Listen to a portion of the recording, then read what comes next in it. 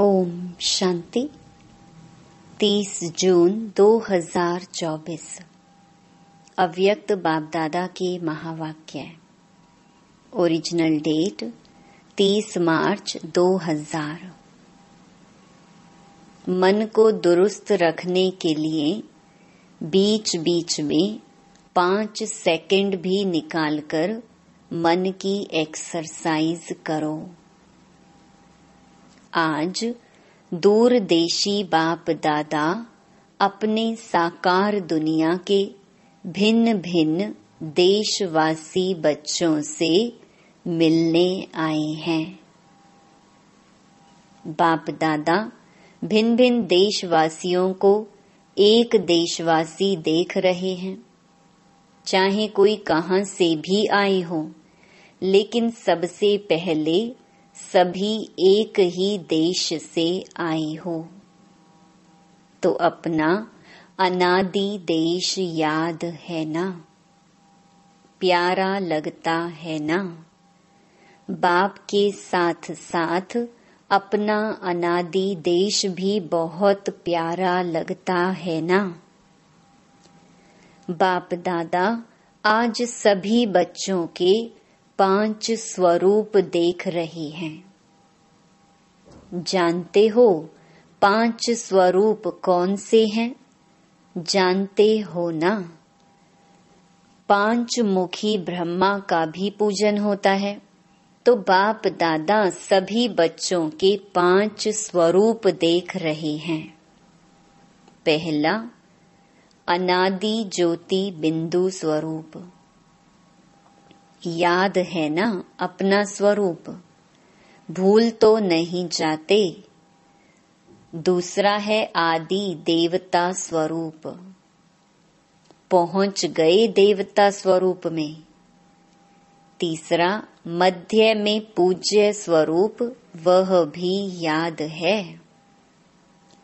आप सबकी पूजा होती है या भारतवासियों की होती है? आपकी पूजा होती है। कुमार सुनाओ, आपकी पूजा होती है। तो तीसरा है पूज्य स्वरूप। चौथा है संगम युगी ब्राह्मण स्वरूप। और लास्ट में है फरिश्ता स्वरूप। तो 5 ही रूप याद आ गए। अच्छा, 1 सेकंड में यह 5 ही रूपों में अपने को अनुभव कर सकते हो। 1 2 3 4 5 तो कर सकते हो। यह 5 ही स्वरूप कितने प्यारे हैं। जब चाहो जिस भी रूप में स्थित होने चाहो, सोचा और अनुभव किया। यही रूहानी मन की एक्सरसाइज है। आजकल सभी क्या करते हैं? एक्सरसाइज करते हैं ना। जैसे आदि में भी आपकी दुनिया में सतयुग में नेचुरल चलते फिरते की एक्सरसाइज थी। खड़े होकर के 1 2 3 एक्सरसाइज नहीं। तो अभी अंत में भी बाप दादा मन की एक्सरसाइज कराते हैं।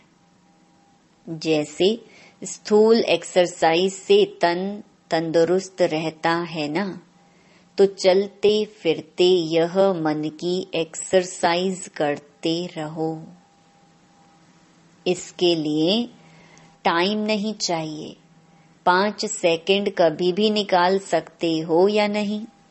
ऐसा कोई बिजी है जो 5 सेकंड भी नहीं निकाल सके? है कोई तो हाथ उठाओ।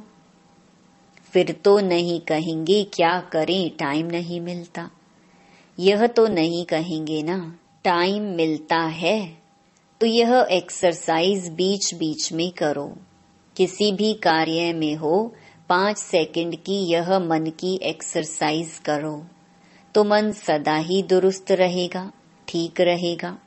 बाप दादा तो कहते हैं हर घंटे में यह 5 सेकंड की एक्सरसाइज करो।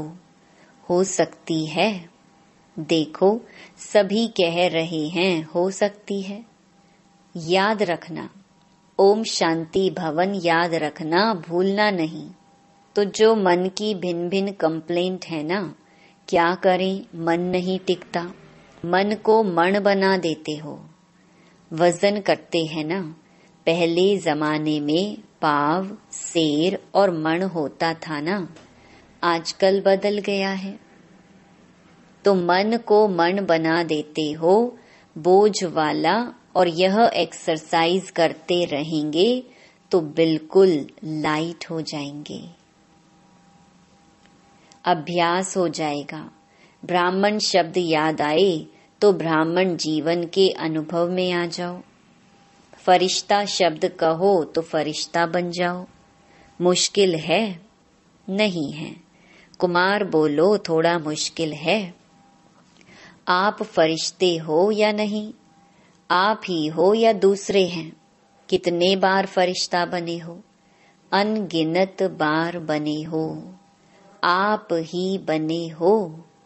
अच्छा, अनगिनत बार की हुई बात को रिपीट करना क्या मुश्किल होता है? कभी कभी होता है। अभी यह अभ्यास करना। कहाँ भी हो 5 सेकंड मन को घुमाओ, चक्कर लगाओ। चक्कर लगाना तो अच्छा लगता है ना।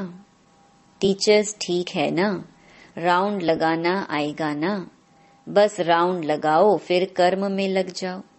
हर घंटे में राउंड लगाया फिर काम में लग जाओ, क्योंकि काम को तो छोड़ नहीं सकते हैं ना। ड्यूटी तो बजानी है, लेकिन 5 सेकंड मिनट भी नहीं, सेकंड नहीं निकल सकता है। निकल सकता है। यूएन की ऑफिस में निकल सकता है। मास्टर सर्वशक्तिवान हो तो मास्टर सर्वशक्तिवान क्या नहीं कर सकता। बाप दादा को एक बात पर बच्चों को देख करके मीठी मीठी हंसी आती है। किस बात पर? चैलेंज करते हैं, पर्चा छपाते हैं, भाषण करते हैं, कोर्स कराते हैं। क्या कराते हैं? हम विश्व को परिवर्तन करेंगे। यह तो सभी बोलते हैं ना, या नहीं? सभी बोलते हैं या सिर्फ भाषण करने वाले बोलते हैं? तो एक तरफ कहते हैं विश्व को परिवर्तन करेंगे, मास्टर सर्वशक्तिवान है, और दूसरे तरफ अपने मन को मेरा मन कहते हैं। मालिक हैं मन के और मास्टर सर्वशक्तिवान हैं, फिर भी कहते हैं मुश्किल है। तो हंसी नहीं आएगी? आएगी ना हंसी। तो जिस समय सोचते हो मन नहीं मानता, उस समय अपने ऊपर मुस्कुराना।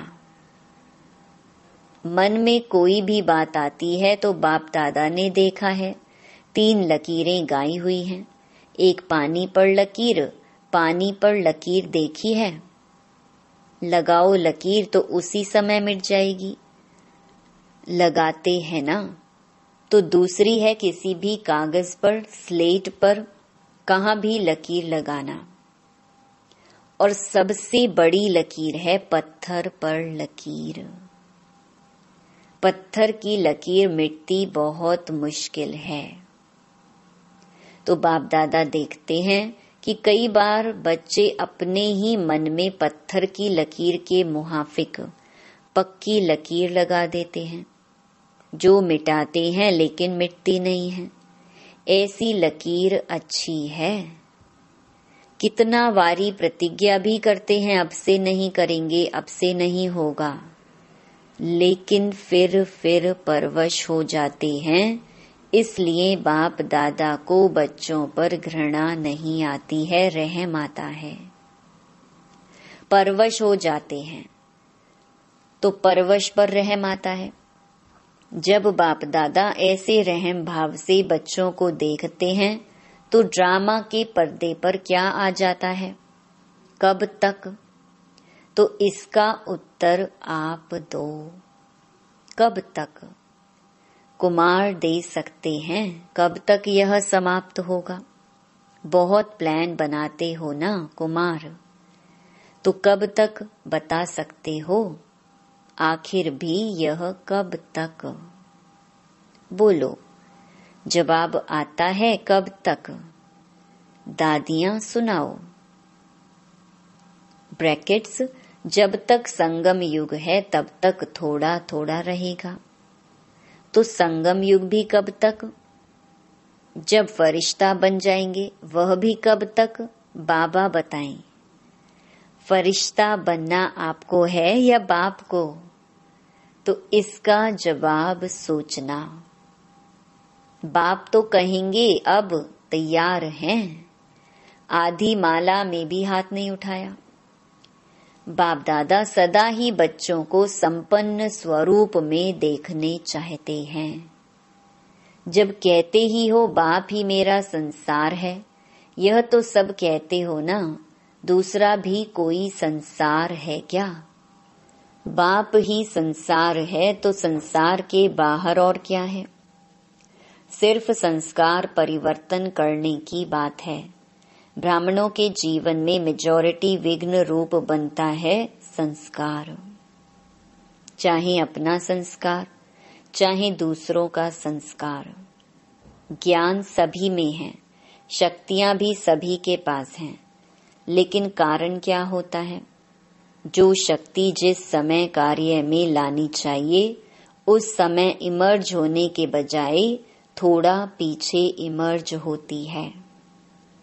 पीछे सोचते हैं कि यह ना कहकर यह कहती तो बहुत अच्छा, यह करने के बजाय यह करती तो बहुत अच्छा, लेकिन जो समय पास होने का था वह तो निकल जाता है।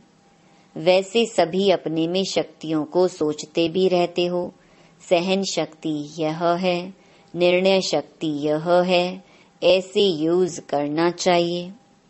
सिर्फ थोड़े समय का अंतर पड़ जाता है। और दूसरी बात क्या होती है? चलो एक बार समय पर शक्ति कार्य में नहीं आई और बाद में महसूस भी किया कि यह ना करके यह करना चाहिए था। समझ में आ जाता है पीछे, लेकिन उस गलती को एक बार अनुभव करने के बाद आगे के लिए अनुभवी बन उसको अच्छी तरह से रियलाइज कर लें, जो दोबारा नहीं हो। फिर भी प्रोग्रेस हो सकती है। उस समय समझ में आता है यह रॉन्ग है, यह राइट है, लेकिन वही गलती दोबारा नहीं हो। उसके लिए अपने आप से अच्छी तरह से रियलाइजेशन करना, उसमें भी इतना फुल % पास नहीं होते। और माया बड़ी चतुर है। वही बात मानो आप में सहन शक्ति कम है, तो ऐसी ही बात जिसमें आपको सहन शक्ति यूज करना है, एक बार आपने रियलाइज कर लिया, लेकिन माया क्या करती है कि दूसरी बार थोड़ा सा रूप बदली करके आती है। होती वही बात है, लेकिन जैसे आजकल के जमाने में चीज वही पुरानी होती है, लेकिन पॉलिश ऐसी कर देते हैं जो नई से भी नई दिखाई दे। तो माया भी ऐसे पॉलिश करके आती है जो बात का रहस्य वही होता है। मानो आप में ईर्ष्या आ गई। ईर्ष्या भी भिन्न भिन्न रूप की है, एक रूप की नहीं है। तो बीज ईर्ष्या का ही होगा, लेकिन और रूप में आएगी, उसी रूप में नहीं आती है। तो कई बार सोचते हैं कि यह बात पहले वाली तो वह थी ना, यह तो बात ही दूसरी हुई ना, लेकिन बीज वही होता है, सिर्फ रूप परिवर्तित होता है। उसके लिए कौन सी शक्ति चाहिए? परखने की शक्ति। इसके लिए बाप दादा ने पहले भी कहा है कि 2 बातों का अटेंशन रखो। एक, सच्ची दिल, सच्चाई। अंदर नहीं रखो। अंदर रखने से गैस का गुब्बारा भर जाता है और आखिर क्या होगा? फटेगा ना। तो सच्ची दिल, चलो आत्माओं के आगे थोड़ा संकोच होता है, थोड़ा शर्म सा आता है, पता नहीं मुझे किस दृष्टि से देखेंगे। लेकिन सच्ची दिल से महसूसता से बाप दादा के आगे रखो। ऐसे नहीं मैंने बाप दादा को कह दिया यह गलती हो गई, जैसे ऑर्डर चलाते हैं, हाँ मेरे से यह गलती हो गई, ऐसे नहीं। महसूसता की शक्ति से, सच्ची दिल से, सिर्फ दिमाग से नहीं, लेकिन दिल से अगर बाप दादा के आगे महसूस करते हैं तो दिल खाली हो जाएगी, किचड़ा खत्म। बातें बड़ी नहीं होती हैं, छोटी ही होती हैं, लेकिन अगर आपकी दिल में छोटी छोटी बातें भी इकट्ठी होती रहती हैं तो उनसे दिल भर जाती है, खाली तो नहीं रहती है ना। तो दिल खाली नहीं तो दिलाराम कहाँ बैठेगा? बैठने की जगह तो हो ना। तो सच्ची दिल पर साहिब राजी, जो हूँ जैसी हूँ, जो हूँ जैसा हूँ, बाबा आपका हूँ। बाप दादा तो जानते ही हैं कि नंबरवार तो होने ही हैं, इसलिए बाप दादा उस नजर से आपको नहीं देखेगा। लेकिन सच्ची दिल और दूसरा कहा था, सदा बुद्धि की लाइन क्लियर हो, लाइन में डिस्टरबेंस नहीं हो, कट ऑफ नहीं हो। बाप दादा जो एक्स्ट्रा समय पर शक्ति देने चाहते हैं, दुआएं देने चाहते हैं, एक्स्ट्रा मदद देने चाहते हैं, अगर डिस्टरबेंस होगी तो वह मिल नहीं सकेगी। लाइन क्लियर ही नहीं है, क्लीन नहीं है, कट ऑफ है, तो यह जो प्राप्ति होनी चाहिए वह नहीं होती। कई बच्चे कहते नहीं हैं तो सोचते हैं। कोई आत्मा को बहुत सहयोग मिलता, ब्राह्मणों का भी मिलता, बड़ों का भी मिलता, बाप दादा का भी मिलता, हमको कम मिलता है। कारण क्या? बाप तो दाता है, सागर है, जितना जो लेने चाहो बाप दादा के भंडारे में ताला चाबी नहीं है, पहरेदार नहीं है।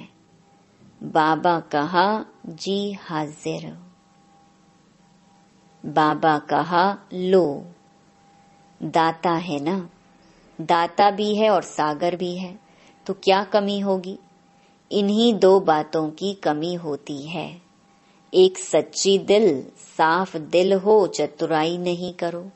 चतुराई बहुत करते हैं, भिन्न भिन्न प्रकार की चतुराई करते हैं। तो साफ दिल, सच्ची दिल, और दूसरा बुद्धि की लाइन सदा चेक करो, क्लियर है और क्लीन है। आजकल के साइंस के साधनों में भी देखते हो ना, थोड़ी भी डिस्टरबेंस क्लियर नहीं करने देती, तो यह जरूर करो। और विशेष बात, इस सीजन का लास्ट टर्न है ना, इसीलिए बता रहे हैं। डबल विदेशियों के लिए ही नहीं है, सबके लिए है। लास्ट टर्न में आप सामने बैठे हो तो आपको ही कहना पड़ता है। बाप दादा ने देखा है कि एक संस्कार या नेचर कहो, नेचर तो हर एक की अपनी अपनी है, लेकिन सर्व का स्नेही और सर्व बातों में, संबंध में सफल, मनसा में विजयी और वाणी में मधुरता तब आ सकती है जब इजी नेचर हो, अलबेली नेचर नहीं। अलबेलापन अलग चीज है, इजी नेचर उसको कहा जाता है जैसा समय, जैसा व्यक्ति, जैसा सर्कमस्टेंस उसको परखते हुए अपने को इजी कर देवे। इजी अर्थात मिलनसार। टाइट नेचर बहुत टू मच ऑफिशियल नहीं। ऑफिशियल रहना अच्छा है लेकिन टू मच नहीं। और समय पर जब समय ऐसा है, उस समय अगर कोई ऑफिशियल बन जाता है तो वह गुण के बजाय उनकी विशेषता उस समय नहीं लगती। अपने को मोल्ड कर सके, मिलनसार हो सके, छोटा हो बड़ा हो, बड़े से बड़ेपन में चल सके, छोटे से छोटेपन में चल सके, साथियों में साथी बन के चल सके, बड़ों से रिगार्ड से चल सके, इजी मोल्ड कर सके। शरीर भी इजी रखते हैं ना, तो जहां भी चाहे मुड़ जाते हैं, और टाइट होगा तो मुड़ नहीं सकेगा। अलबेला भी नहीं, इजी है तो जहां चाहे इजी हो जाए, अलबेला हो जाए नहीं। बाप दादा ने कहा ना, इजी हो जाओ तो इजी हो गए, ऐसे नहीं करना। इजी नेचर अर्थात जैसा समय वैसा अपना स्वरूप बना सके। अच्छा, डबल विदेशियों को अच्छा चांस मिला है। सभी को ड्रिल याद है या भूल गई? अभी अभी सभी यह ड्रिल करो, लगाओ चक्कर।